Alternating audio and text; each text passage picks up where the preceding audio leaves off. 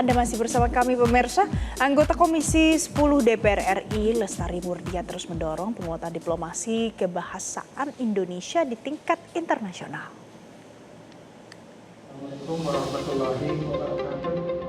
Dalam kegiatan desiminasi program diplomasi kebahasaan dan kesastraan yang digelar bersama Badan Pengembangan dan Pembinaan Bahasa Kemendikdasmen RI di Hotel Gripta Kudus Rabu kemarin, Lestari Murdijat menyoroti pentingnya program bahasa Indonesia bagi penutur asing atau BIPA sebagai alat diplomasi lunak yang mampu memperluas pengaruh Indonesia khususnya di kawasan Asia Tenggara dan Indo-Pasifik.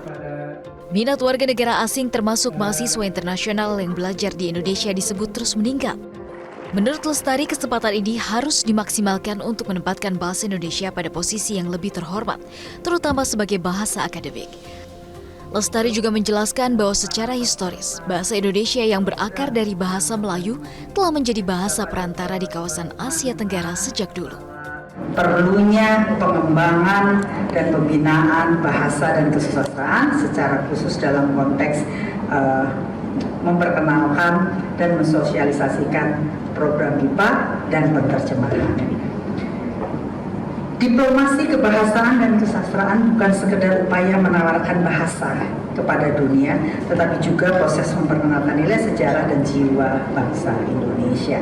Melalui BIPA, penerjemahan, penguatan literasi, dan perlindungan bahasa sastra, kita bangun jalan bagi bahasa Indonesia untuk hadir sebagai bahasa yang tidak hanya dipelajari, tetapi juga dihargai. Namun di sisi lain, Lestari mengingatkan adanya tantangan di dalam negeri. Arus globalisasi disebut membawa ancaman serius terhadap kelestarian bahasa daerah. Sejalan dengan itu, Kepala Pusat Pemberdayaan Bahasa dan Sastra Badan Bahasa Iwa Lukmana menekankan perlunya dukungan publik terhadap program kebahasaan.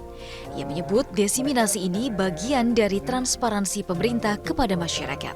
Kegiatan ini lebih berfokus pada diplomasi kebahasaan dan kesastraan. Jadi kami akan materinya berkisar tentang BIPA, bahasa Indonesia bagi penutur asing. Juga ada penerjemahan, bagaimana penerjemahan itu menunjang diplomasi